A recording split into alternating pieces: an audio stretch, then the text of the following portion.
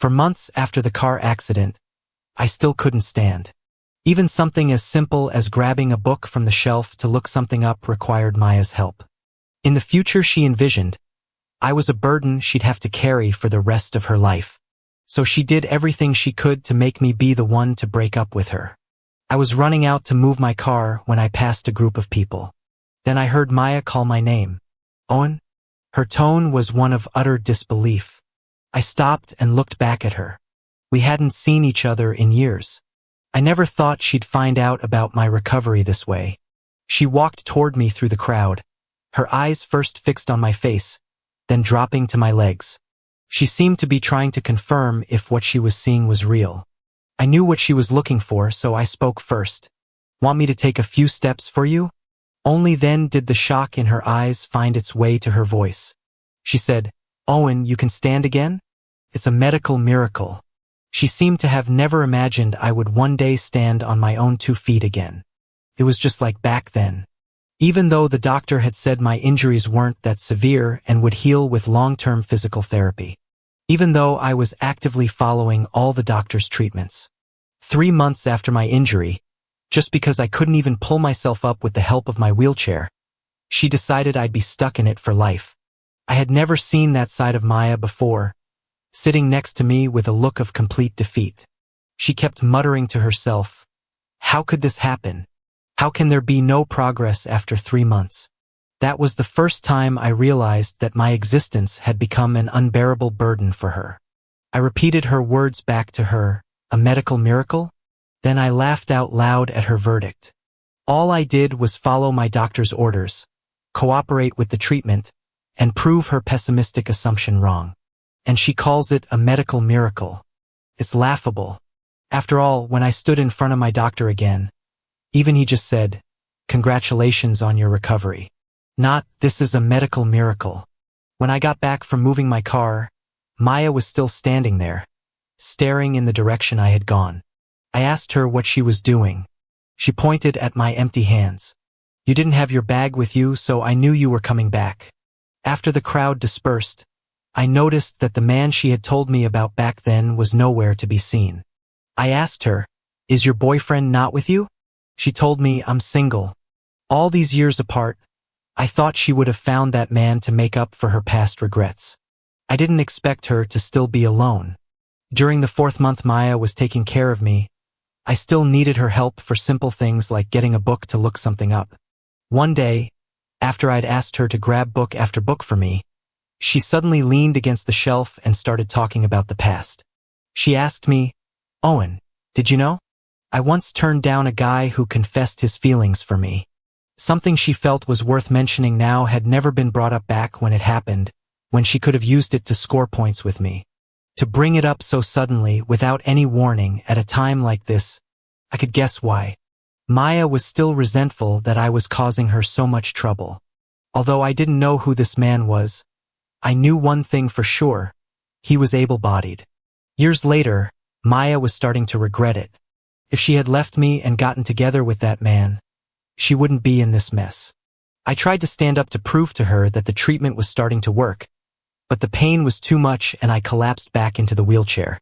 Maya rushed over to help me up, scolding me for pushing myself. The words tumbled out of her mouth. Owen, don't you know what condition you're in? She never held out any hope for me. Even when I told her, Maya, I'm gonna get better, she would just placate me with a dismissive, yeah, I'm sure you will. My best friend, Chris, came out and called for me to hurry back inside for dinner. Maya stopped me. She took out her phone, dialed my number, and told me it was her new one. She said to call her anytime if I needed anything. As I walked inside with Chris, I blocked Maya's new number. Chris saw what I was doing and asked me, Owen, you're not planning on getting back together with Maya? From the way she was looking at you, it seems like she still has feelings for you. Chris didn't know what our daily life together had been like, much less the real reason we broke up. He probably just heard that I was the one who ended it and assumed Maya was the one who got dumped. He never stopped to think about why Maya had changed her number in the first place. It was her way of cutting off all contact with me after she fled. Maya couldn't handle the thought of taking care of a paralyzed me for the rest of her life. Her anguish and hesitation weren't about love. She just didn't want to bear the stigma of abandoning me when I was paralyzed, to be judged and pitted by others for the rest of her life. I broke up with Maya the same afternoon she told me about that other man. I didn't cry or make a scene. I didn't even ask a single question about him. I just sat there quietly, turning the pages of a book and typing notes into my computer. I didn't give Maya the reaction she was looking for. She stood in the study for a long time. So long that when her phone suddenly rang, she said she had to go out and rushed off. But I saw it clear as day. She typed on her phone for a bit, and 10 minutes later, that call came in. I sat at my desk in a daze, suddenly wondering what the last 5 years of our relationship even meant. The love between us couldn't withstand one car accident and Maya's imagined future of me dragging her down for a lifetime. I bent over to pick up a book that had fallen and accidentally fell to the floor.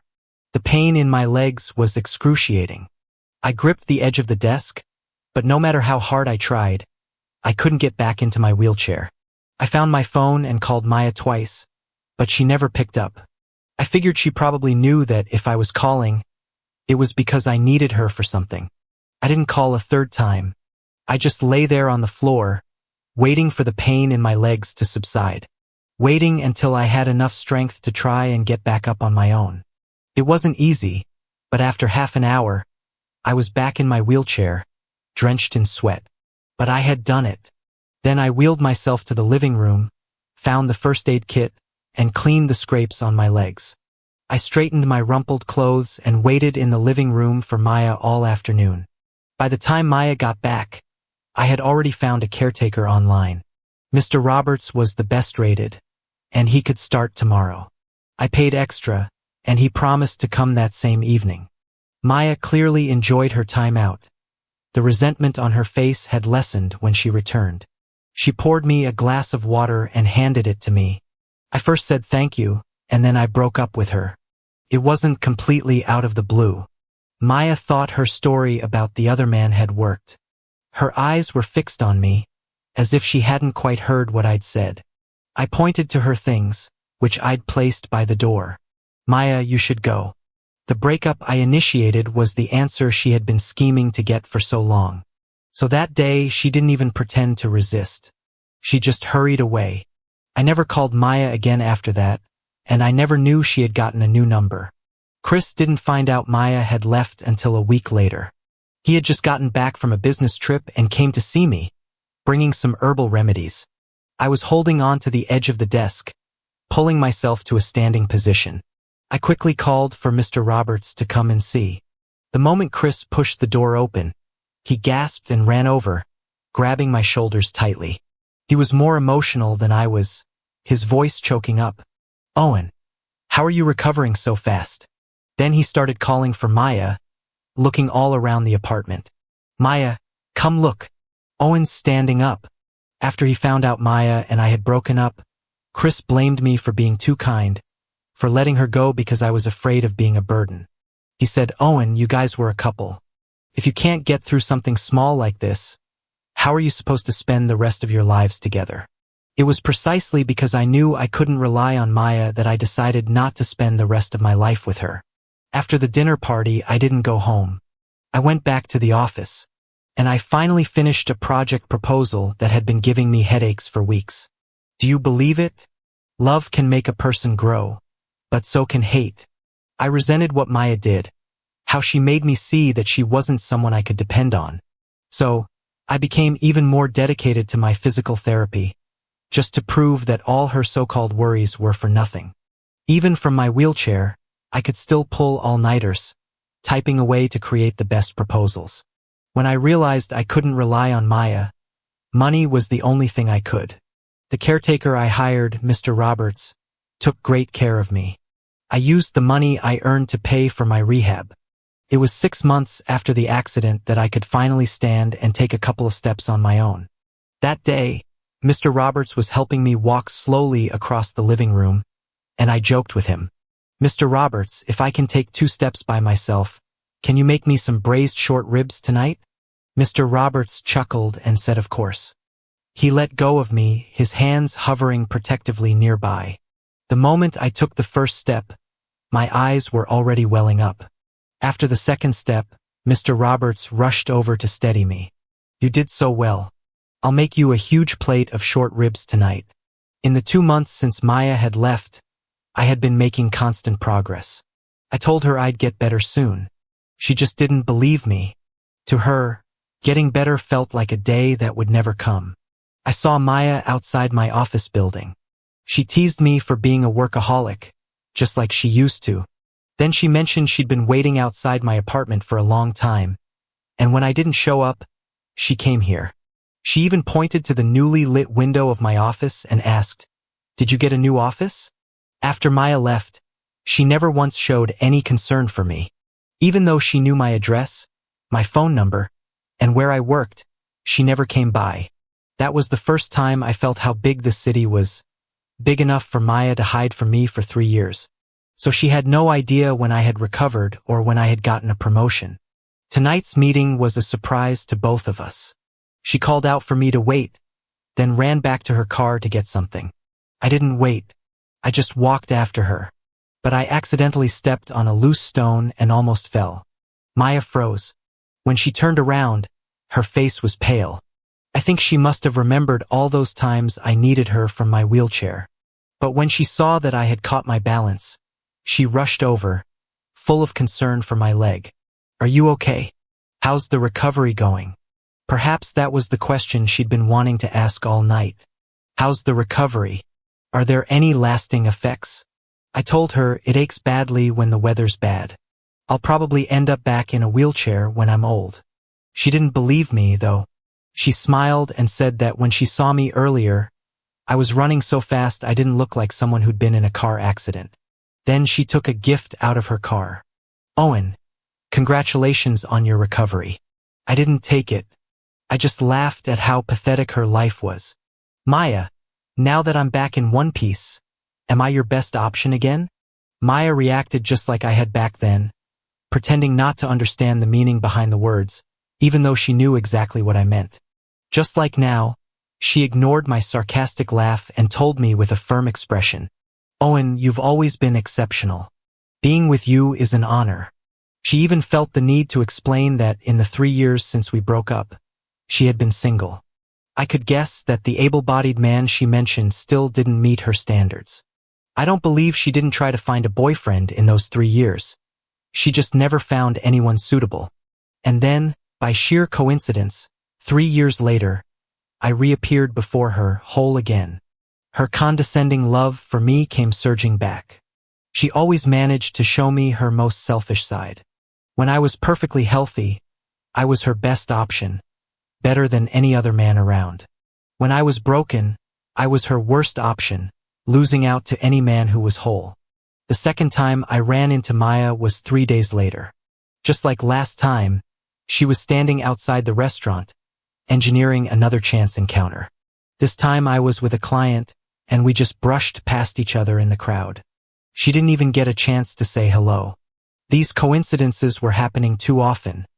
It was obvious Maya was arranging them. So obvious that her intense stare caught my colleague's attention. He leaned in and whispered to me, "Owen, is she into you? Is she into me?" I don't think so. If she hadn't found out I had recovered, she'd probably still think that manipulating me into breaking up with her 3 years ago was the right decision. Our unexpected reunion after 3 years could have had many different endings. Instead of acknowledging me, Maya could have pretended she didn't see me. But I just had to go and turn back into the old Owen. And just like that, Maya was in a hurry to recognize me again. Not a single chance encounter in 3 years, but 2 in 3 days. What a joke. This time I left with my bag. I have no idea how long Maya might have waited there. I finished up some contract prep for the next day at the office before finally heading home. At my front door, I found a hangover remedy Maya had left there. She had written on a sticky note, reminding me to take care of my health. With her number blocked everywhere, this was the only way she could contact me. It was just like when we used to fight. I wouldn't answer her calls or reply to her messages. I'd come home from working late and find a meal she'd prepared for me, along with an apology note.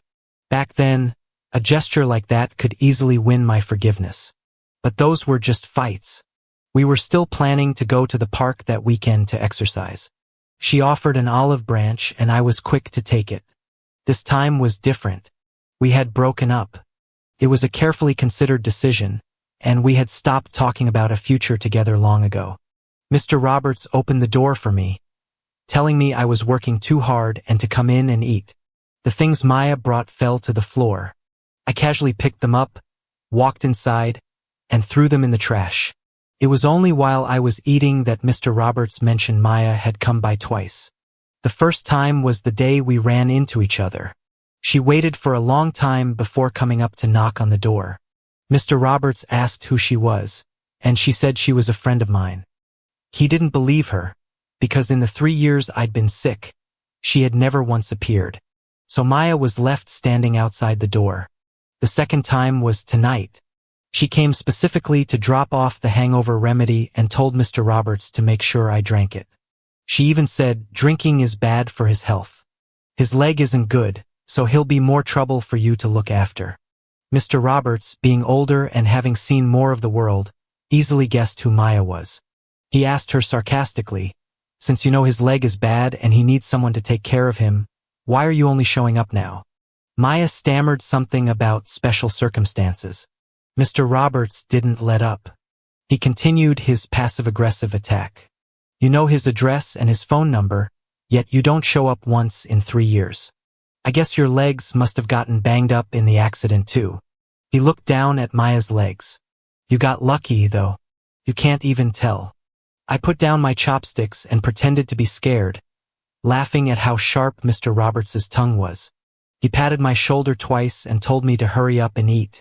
"My Owen has finally learned to fly so high again. We can't let her swoop in and reap the benefits."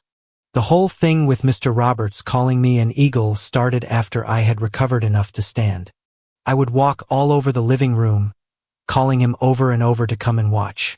Time and again, Mr. Roberts would stand at the kitchen doorway, clapping and laughing that I was like a young eagle just learning to fly. Mr. Roberts said it was good to be an eagle, that I would only fly higher and higher. He would worry about me working endless overtime, but then he'd praise me for being amazing whenever I brought home news of a promotion or a raise. It was only then that Chris finally realized something was off about Maya suddenly reappearing after being absent for 3 years. He asked me, "Owen, why did you and Maya really break up? Was it Maya who broke up with you, and you just said you did it to save her face? Otherwise, it makes no sense that she never tried to get back with you after you broke up, and you never mentioned her name again." I wasn't going to slander Maya. I told Chris I was the one who ended it. It's just that Maya spent all her energy trying to get me to do it. Chris asked, confused, "Why? Because of your leg? But you were going to get better, right?" She didn't believe it. But that's what the doctor said. She didn't believe him either. She only believed her own feelings. Those 4 months she took care of me. She lived in a fictional horror where I, as a disabled person, would be a burden on her for the rest of her life. I told Chris about how Maya had mentioned turning down that other guy for me. Chris exploded. "What kind of bullshit is that? If you hadn't saved her back then, she wouldn't have even had the chance to turn that guy down. Owen, you should have made her repay you. You should have made her take care of you until you were fully recovered, and then kicked her to the curb." The time I saved Maya was 8 years ago. That day, Chris and I were hanging out by the river when we heard someone calling for help. I happened to be a decent swimmer, so I ran toward the voice and jumped in. It took all my strength to drag her to the shore. I started CPR on her, and it wasn't until she coughed up water that I pulled Chris away with me. Chris was panting as we walked, telling me I scared him to death 1 minute and praising me for saving a life the next. Maya found out later that I was the one who saved her. One of her friends recognized me. She grabbed Maya and ran to catch up to me, pointing at her and asking if I was the one who had saved her by the river a month ago.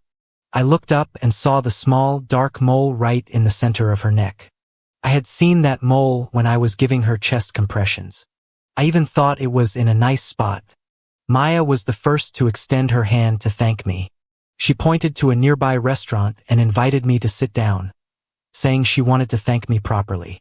Chris thought Maya was beautiful and did his best to set us up. Look, even your names sound like you're destined to be together.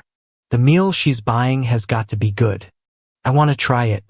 You should take me. I couldn't sleep, so I stayed in the study to look over some documents. My pen fell to the floor. As I bent over to pick it up, I was suddenly reminded of that miserable afternoon. As I lay helplessly on the floor, waiting for my strength to return, I thought to myself, just let it go. There was no need to wait for time to give Maya the answer she wanted.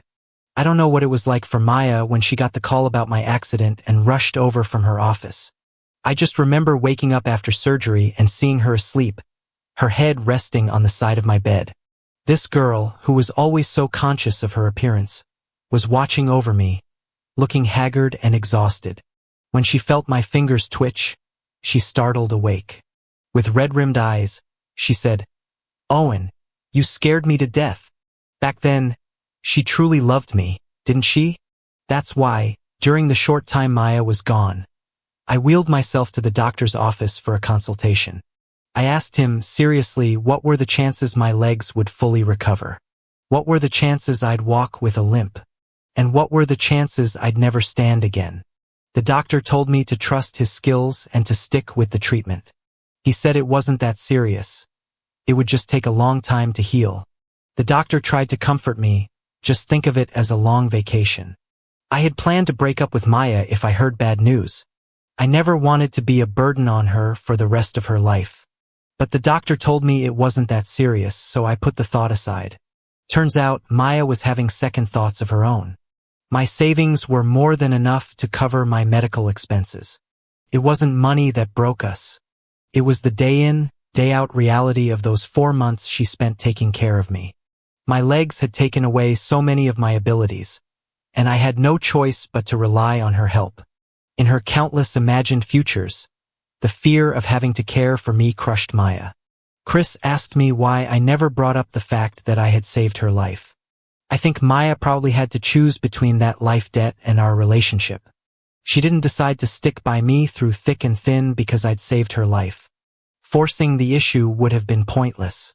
When I went to Maya's company to negotiate a partnership, she didn't even have a seat at the table. Through the crowd of people, I saw her pushed to a corner of the room. In the year I loved her most, I once told her that if I ever made it big, I would never forget her. And for the years we were together, I never skimped on her financially. In the year I hated her most, I fantasized about this exact scene countless times. Me looking down on her from a position of power, letting her see me standing on top and laughing at how she'd fallen behind. These past few years I worked hard enough and Maya didn't progress at all. That's what made my fantasy a reality. Her eyes seemed to hold 1,000 words, but I only gave her a fleeting glance before following the group into the conference room. There was no thrill of revenge, just a sense of finally getting closure for all the indignities I had suffered. In those days when I couldn't walk, Maya thought I saw her as my one and only savior. That's why she was afraid that the nicer she was to me, the more I would depend on her, that I would cling to her shamelessly and never let her leave. She always thought I was incapable, but she couldn't see that even then. I was still working hard, desperately trying to show her that I wouldn't be a burden. It was raining when the meeting ended. I walked back to the parking garage under my umbrella. As I sat in my car rubbing my aching leg, I saw Maya tapping on my window. In all that time, this was the only chance she got to approach me. I lowered the window, letting her get a clear look at what I was doing. I hadn't lied to Maya. My leg really did ache and throb when it rained. It was a side effect that would require a long, long time to manage. Didn't Maya want to chase after me now that she saw I was perfectly fine? Well, then I'd let her see that I was still tormented by the aftermath of that accident. To show her that, in her eyes, I was still no match for any other able-bodied man. But Maya didn't seem to care. She put on a pained expression and asked, "Is it bad? Should I go to the pharmacy and get you something?" I had nothing to say to her. I just silently rubbed my leg. Maya suddenly spoke. "Owen, I want to take care of you again." I told her, "Maya, this ache isn't going to get better anytime soon. When it's bad, the pain keeps me up on rainy nights." She insisted, "I'll get through it with you. She always trusts her own judgment and never my words. Last time I said I would get better, and she didn't believe me. This time I said the pain might be with me for life, and she didn't believe that either. Or maybe she figured that no matter how bad things got, it wouldn't be like before, when I had to rely on her for something as simple as a drink of water. I don't agree. And I don't believe you. Back when she was taking care of me, there were times she'd get fed up and pour me a glass of scalding hot water. I would carefully place the scorching glass on the coffee table and wait for it to cool down before drinking. There were also times when I'd ask her to push me onto the balcony to get some sun, and she'd deliberately position me in the glaring light. Back then, I was already trying my best to tolerate her impatient outbursts. I admit I was a hassle for her at the time. So, at first, I chose to forgive these little acts of frustration. But eventually, she started dropping hints that she wanted to break up, and my tolerance proved useless. Actually, Maya's friend Jenna came to see me after we broke up. The day she came, I was in the middle of an online meeting in my study. Mr. Roberts showed her to the living room to wait. After the meeting, I tried to pull myself up using the desk and excitedly called for Mr. Roberts to come and see. Mr. Roberts, worried I'd stand for too long, hurried over to praise me. I looked up and saw the person standing behind him. After we sat down in the living room, the first thing she said to me was, "Maya lied to me." That's when I found out what Maya had messaged her on the day we broke up. She had said, "Owen can't accept what happened to his leg. He's in the study acting like a madman." So when her friend called back, it was to tell her to be patient with me, to understand the trauma I was going through, and to comfort me. But the second Maya answered that call, she told me she had to go out. That afternoon, Maya hid at her friend's house, enjoying an afternoon free from taking care of me. When I called her, Maya silenced the call, refusing to even hear what I needed. According to Maya, the accident had shattered me, and she was the one spending her days consoling me and trying to lift my spirits. But in the end, her friend witnessed with her own eyes that I was busy working and trying to stand up, busy with everything except wallowing in self-pity. Maya told her friend the same rehearsed story about our breakup. Owen said he didn't want to drag me down, so he told me to leave.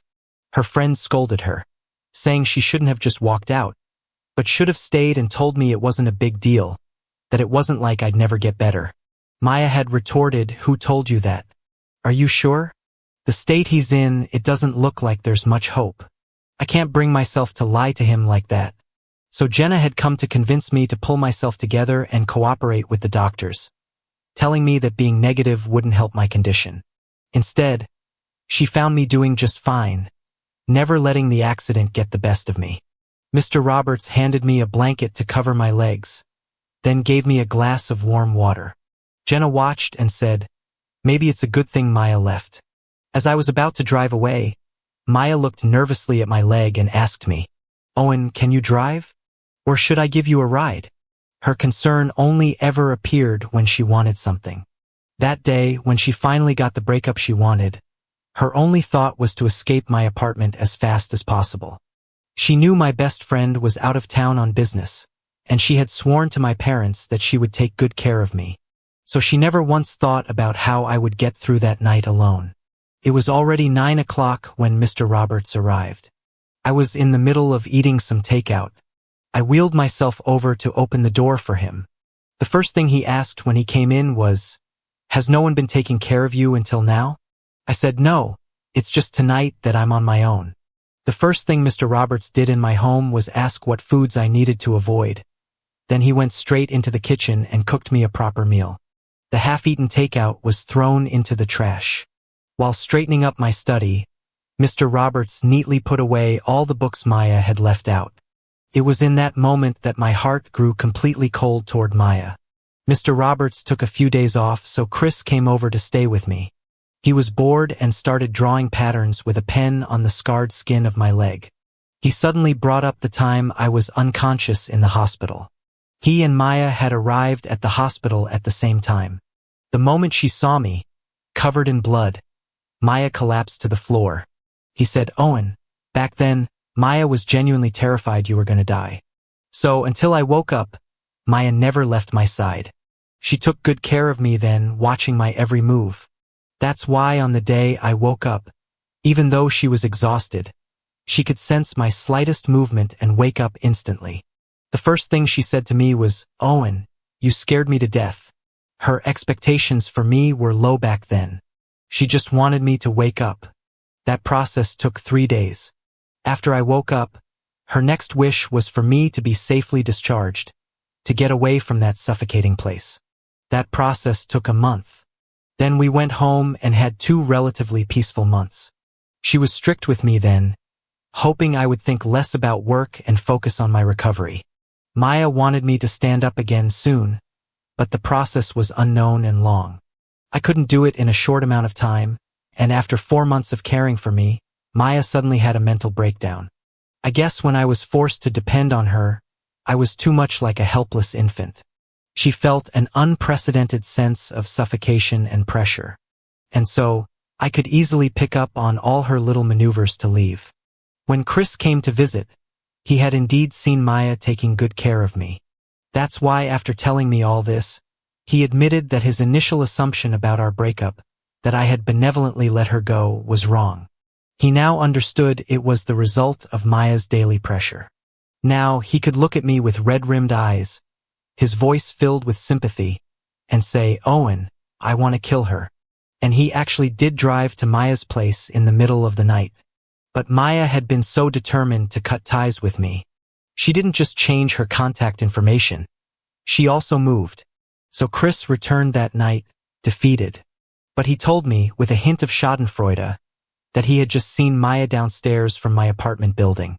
She had probably been turned away at the door enough times that she didn't bother coming up, just stood downstairs. I had no idea she was there. But it was exactly what Chris wanted. The rage he couldn't vent that night came pouring out tonight.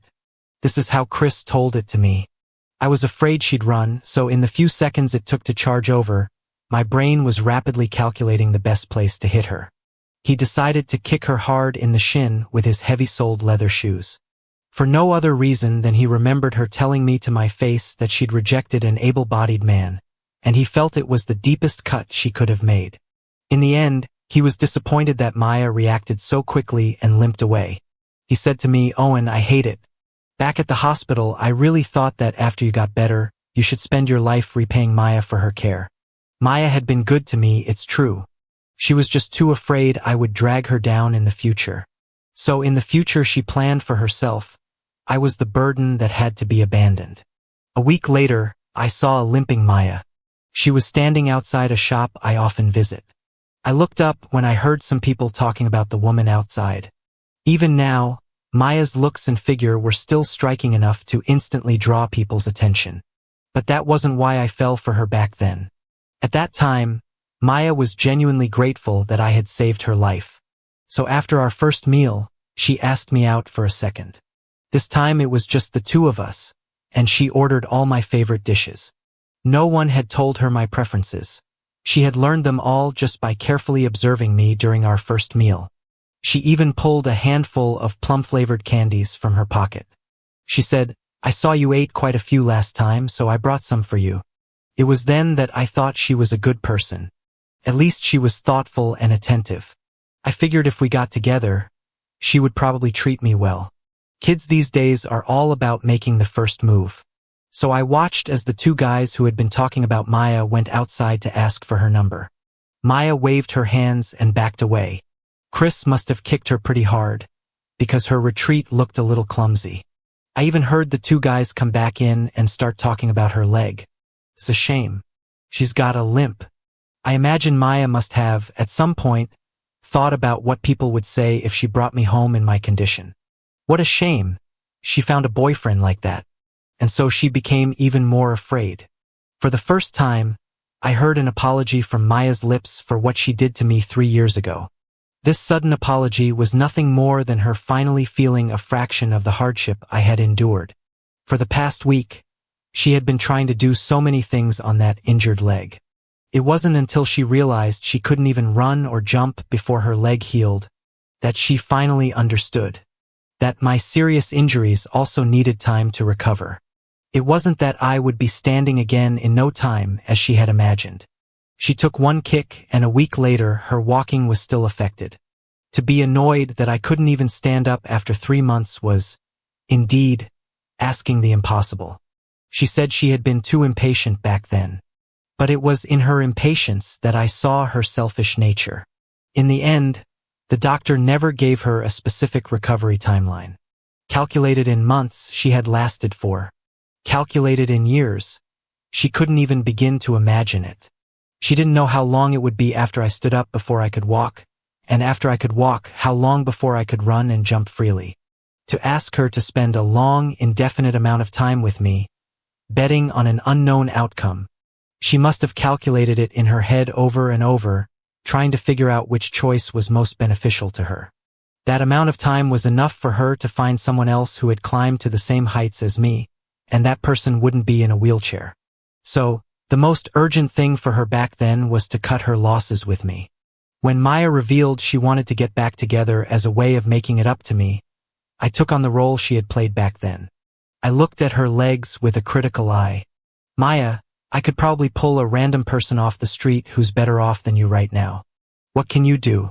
You don't make as much as me, your leg is busted, and as for your ability to care for someone, I saw enough of that 3 years ago. Choosing you would be a loss for me. I had never bickered with Maya about things like money. So when I said all this to her, she watched in agony as I acted out the hypocritical role she had played all those years ago. I never felt like Maya owed me anything. I never even brought up the fact that I had saved her life. I just figured, since she suggested we give it a try and I had a good impression of her, why not? But once we were in a relationship, we had responsibilities to each other. I thought that responsibility meant sharing the good times and the bad. I never thought it meant we'd fly off in separate directions when disaster struck. I told her about the person she described to her friend. Irritable, angry, unable to accept reality. That wasn't me. That was you. Just like now, her face was twisted in pain and regret, but only because she failed to trust my words, failed to persevere. And now she's missed out on sharing my moment of triumph. After all, the higher I fly, the less qualified Maya becomes to even stand before me. Before I left, I chose to twist the knife one last time. Do you know when I was able to stand up? A week after you left. Just 1 week. If she had stayed, we might have made it from 3 years ago to today. I went to a wedding. The officiant recited the same old lines, then asked the same old question. Do you take this woman to be your wife? To have and to hold, for richer or for poorer, in sickness and in health, to love and to cherish, till death do you part? This was the first time I had ever truly listened to that question. I used to think it was dry and boring, just a formulaic part of the ceremony. But now I realized it truly tells us what marriage means. It means that where there is health, there will be sickness. Where there is wealth, there will be poverty. Where there is laughter, there will be tears. Every time we say I like you, I love you, and finally I do, it means we have decided to face all the possibilities that may arise in this relationship together. And what keeps that relationship going is our commitment to face difficulties together, to accept the changes as they come. It's not, I only want you when you're healthy, when you're rich, when you're happy. For those 2 months that Maya did take good care of me, I was genuinely grateful for her efforts. So during the time I was working from home, I was planning to save up a large sum of money to give to her as a gift. But the goal I set was too high, and the time Maya gave me was too short.